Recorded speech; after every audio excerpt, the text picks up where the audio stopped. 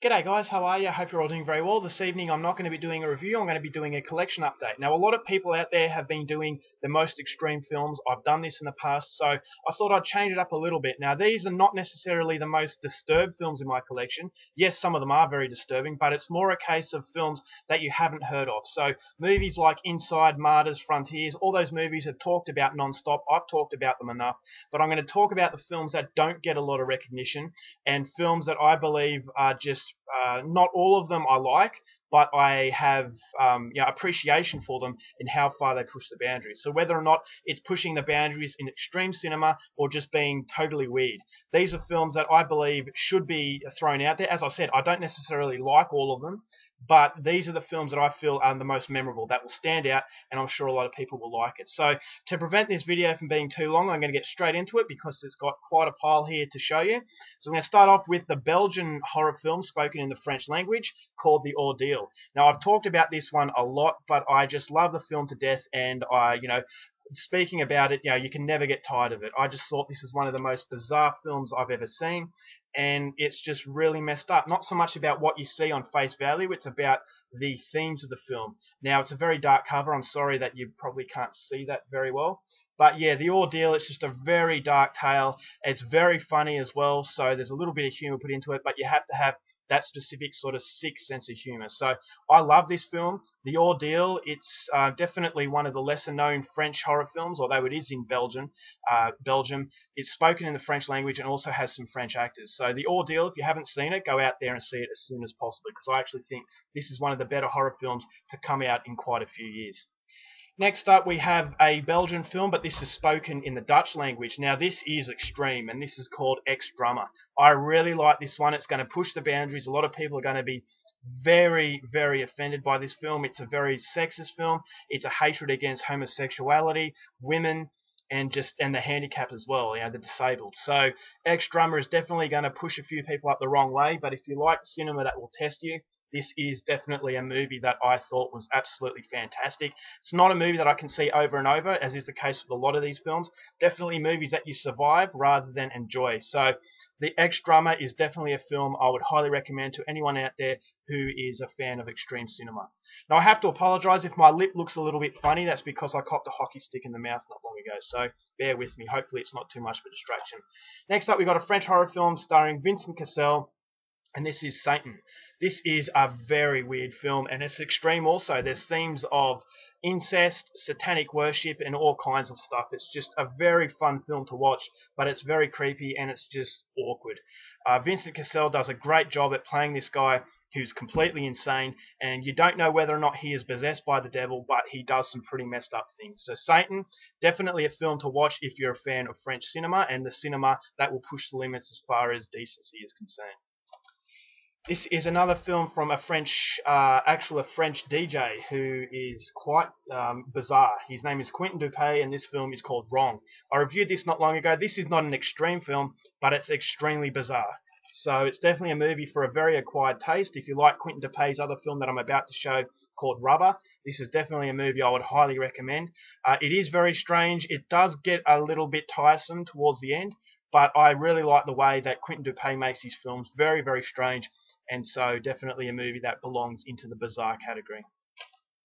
Next up, we have another Quentin Dupieux film, and this is called Rubber. I think I enjoyed Rubber a little bit more than Wrong. I started off thinking that Wrong was a better film, but Rubber, it's more of a social commentary. I'm not going to give it away, but it's about a killer car tire, so that's how weird it is. It's not going to disturb you to any end. It's just going to make you think to yourself, what the hell was Quentin Dupieux thinking when he made this film? So Rubber is definitely a film I would recommend you check out if you like films of the weird variety. Now this one is definitely, it belongs to the bloody category. Now this is Thanatomorphous.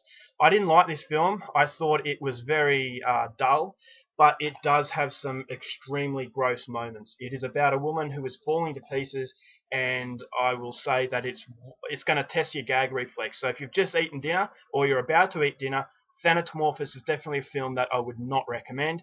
But if you're a fan of the hardcore sort of extreme cinema, this is definitely one for you. The gore effects were fantastic, but unfortunately it's just a little bit long and it does outstay its welcome. So Thanatomorphos, a very extreme film and one I'd recommend if you like your blood and guts.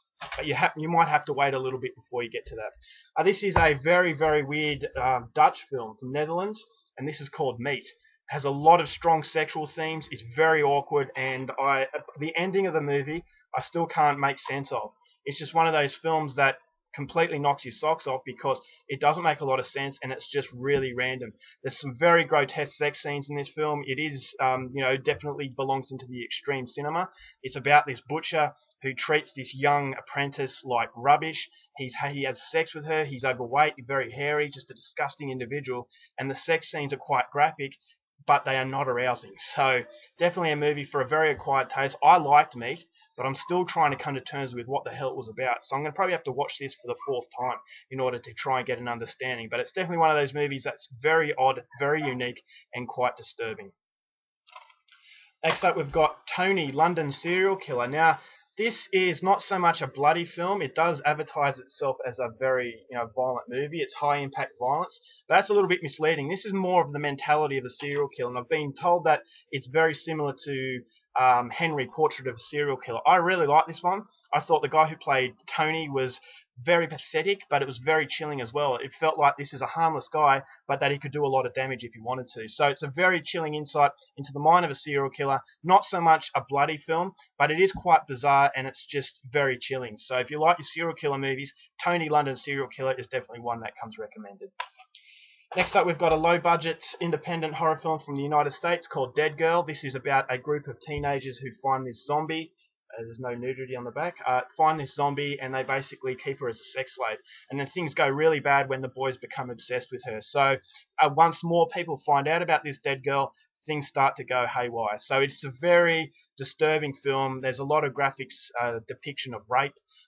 This zombie is chained to the table and they're having their way with her. So it's a very awkward film to watch, very strange, but I actually thought it was very good. It's a twist on the zombie genre, and films like this, I think, need to be encouraged because it does provide something of a variation to the tired sort of subgenre of zombies. So it's Dead Girl. If you're a zombie fan, I would recommend you check that one out. Next up, we have Alice. This is a very bloody film. I actually really liked it. I'm going to hurry this up because I don't want to make this video too long. But Alice had some very good acting. It's a low-budget film. The gore effects were phenomenal, especially towards the end. And it's a movie about this girl who's just basically losing her mind. So it does get very, very bloody. It is an extreme film, and it does. I have to tell you to go into this one with caution because it is pretty disgusting towards the end. Next up, we have a film that I just reviewed called Junkie. I think this is a brilliant film. It's about addiction and people trying to cope with addiction and the negative influences of addiction. So if you like your dark comedies, I would highly recommend Junkie. It is extremely bizarre. One of the most bizarre films in this collection. I absolutely loved it because that's my style. So if that's your style as well, then Junkie is definitely one to check out. Not many people talk about it. Next up, we have an equally bizarre film, which is another one that I absolutely loved, called The Rambler. Now, this makes no sense whatsoever, but I loved it for that. It was just different, and it felt like a complete mess, but it strangely came together, and it worked for me. Some very graphic detail of gory aftermath, and just some extremely bizarre characters. It's kind of like you've taken some sort of drug and you're going on a hallucinatory journey. I really like The Rambler, and I'm sure a lot of you out there will as well. Next up, we've got an animation from Denmark. This is called Princess. This is an extremely hard film to watch. The themes of the film are porn, the porn industry and the inhumane quality they have, and the people that get caught up in it, the innocent people. So this movie is about this uncle who takes his young niece because his sister, who was a porn star, had died of a drug overdose, and this uncle starts to suspect that maybe this young girl had been sexually abused by the people in the porn industry. So he seeks revenge, and there are some pretty ghastly things that happen. So I think this is one of the best films to come out of Denmark. It's definitely eye-opening, and it's very, very shocking. So go and get it if you haven't seen it. That's Princess.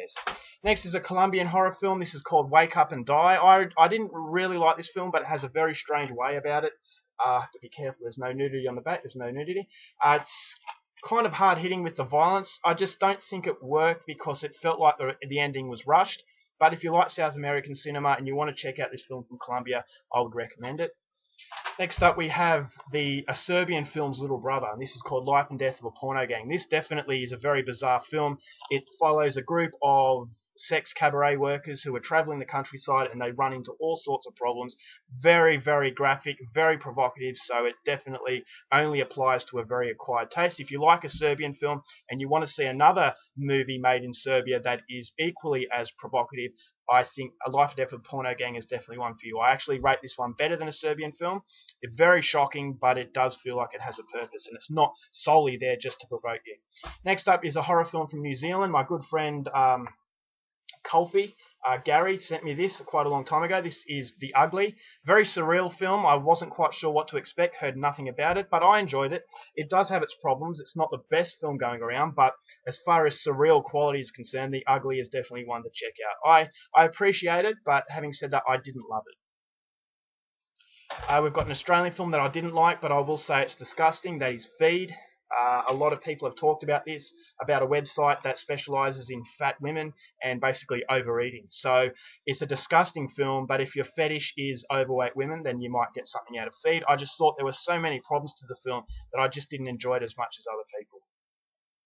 And then we've got Jan Spankmeyer films, Conspirators of Pleasure. This is just a really disturbing insight into sexual fetishes. I thought it was funny, and it was just really bizarre. And it was actually quite disturbing as well. It's a dark subject matter, but it's done in a way, stop motion animation. He's a master of that, and I actually felt that this is his best film from Jan Spankmeyer. Then we've got Faust, which was another Spankmeyer film. It's a classic adaptation of the classic story. I thought this was equally as bizarre, not as good as Conspirators of Pleasure, but I still enjoyed it. It does go down a very dark alley, so if you're not a fan of that sort of stuff, then keep away from it. But if you want something that's very art house and it's very well done, Faust is definitely one to check out. And then we have Alice, which is a film I didn't really appreciate compared to the others. I actually think this is his weakest film. It did get very repetitive in some ways, especially the narration. If you see the film, you'll know. If you want a more detailed approach, then go and check out my review. But there was a lot of quality in this film that was irritating, so I didn't quite enjoy it as much as the others. But having said that, it's still one to check out. And then last but not least, we have the bloodiest Czech film in Czech history, and this is called Someone Down There Likes Me, or Nekdo Tamdol de Mamarad. It's a very gory film, depicts a lot of very graphic rape scenes, so if you're not a fan of extreme stuff, stay well away from this film. Very, very bloody, quite strange, and as I said, the bloodiest film in Czech history, so that gives you some sort of indication of what you're getting yourself into. Alright guys, that's it for my video. I'm sorry that it took a little bit longer than I expected. These are films that not many people talk about, so hopefully after this video it makes you want to go out there and see them, and hopefully you uncover a few gems yourself. So that's it. Until next time, keep watching movies, and I'll see you later.